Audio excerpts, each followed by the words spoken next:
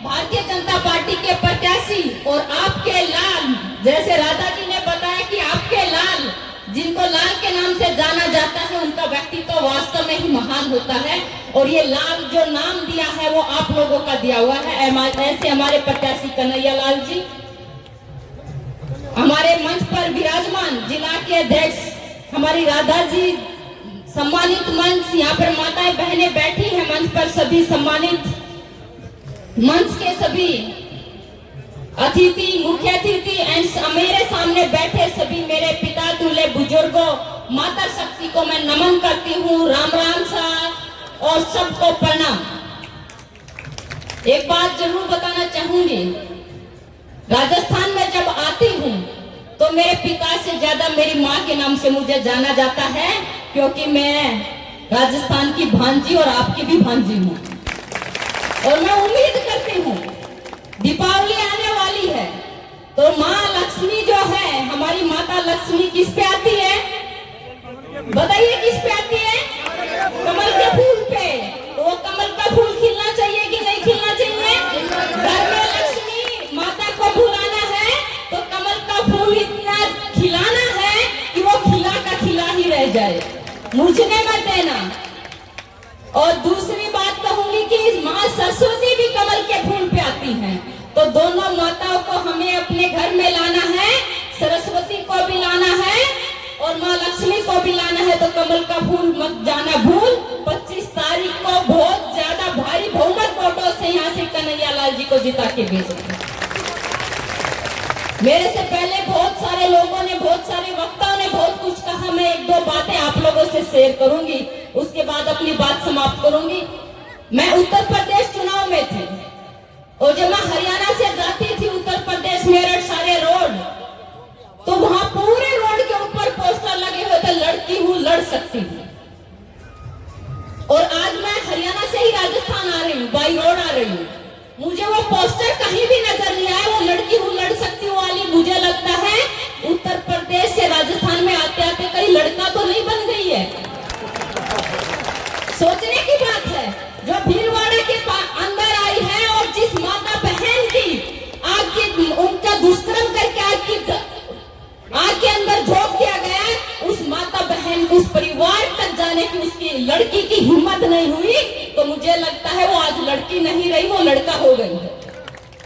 अगर लड़की होती तो उस परिवार से जरूर मिलती, क्योंकि हम लोग राजनीति से ऊपर, परिवार से ऊपर हम लोग मानते हैं कि जनप्रतिनिधि होने के नाते अपना के बीच में रहकर उनके मान सम्मान के लिए, उनके हक के लिए लड़ते हैं, उनके हक की बात उठाते हैं।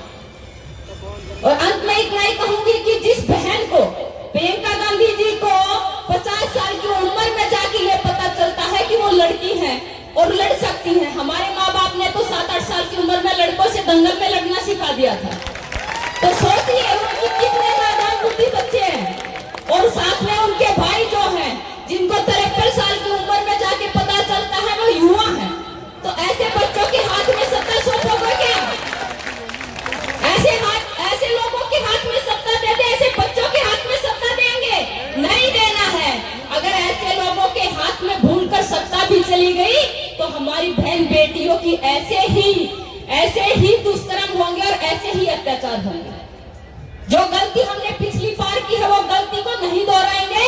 और अब की बार कमल के फूल पे बटन दबाकर कमल के फूल के निशान को हम इतना जोर से दबाएंगे कि राजस्थान में भारी बहुमत के साथ भारतीय जनता पार्टी आ जाए। सिर्फ कन्हैया लाल जी की नहीं, मुझे विश्वास है यहाँ पे बैठे सब लोग। मैं देख रही थी कि एक तो आते हैं कि रैली में आगे चलो भाषण सुनने, लेकिन पूरे दिल और मन के साथ अगर मैंने देखा है तो पूरे दिल और मन के साथ कन्हैया लाल जी के साथ आज जितना भी लोग जुड़े हैं वो मन के साथ जुड़े हुए हैं, इनको जिताने के लिए जुड़े हुए हैं। अपने आप को कन्हैया लाल मानकर आज घर घर तक पहुंच रहे हैं। एक तरफ जो कांग्रेस की सरकार है, जिन्होंने राजस्थान को न सिर्फ भ्रष्टाचार के मामले में बल्कि महिलाओं के अत्याचार के मामले भी में नंबर 1 बना दिया है। दूसरी ओर माननीय प्रधानमंत्री नरेंद्र मोदी जी हैं, जिन्होंने नारी शक्ति वंदन अधिनियम भी लाकर अपनी बहन बेटियों को यह दिखाया है कि हम आपकी सिर्फ रक्षा और सुरक्षा की चिंता नहीं करते हैं कि आप नीति निर्माण में भी आपकी सहयोगिता और आपकी भागीदारी जरूरी है। आज तक तो मेरी बहनें जो पॉलिटिकल साइंस पढ़ती थी, लेकिन नारी शक्ति मंडन अधिनियम भी के आने के बाद मेरी बहनें पॉलिटिक्स मतलब राजनीति भी करेंगी और राजनीति के साथ साथ बहन बेटियों के लिए जो भी न्याय के लिए अगर कोई लड़ेगा, मेरी बहनें जो है वो न्याय के लिए लड़ेगी और उनके लिए कानून भी बनाएंगी। इसके लिए उनकी भागीदारी बहुत जरूरी थी। महिलाओं के लिए माननीय प्रधानमंत्री नरेंद्र मोदी जी ने चाहे उज्ज्वला योजना हो, मैं जानती हूँ, मैं गांव से ही आती हूँ, सिर्फ मेरी माँ ने चूल्हे के ऊपर रोटी नहीं बनाई, अपने हाथों से चूल्हे पर रोटी बना रखी है, पहलवानी भी कर रखी है, किसानी भी कर रखी है और गांव के बहन बेटी जो आज घर में काम करती है वो काम हमने भी कर रखा है। आप लोगों के बीच से ही पल पट के आज यहाँ पे पहुंचे हैं। वो मौका अगर किसी ने दिया था, मेरे माता पिता ने हमें दिया था। मैं आपको बताना चाहूंगी, अगर आप भी अपनी बेटियों को मौका देंगे तो जिस तरह माननीय प्रधानमंत्री जी ने मौका दिया है राजनीति में आने के लिए बहन बेटियों को, तो बहन बेटी अपने मेहनत के बलबूते, अपने हिम्मत के बलबूते आप लोगों का नाम ऊंचा करेंगे।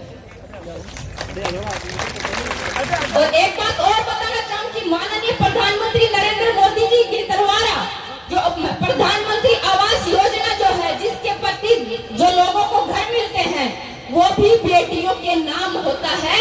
ये सम्मान अगर किसी जी ने दिया है तो प्रधानमंत्री जी ने दिया है।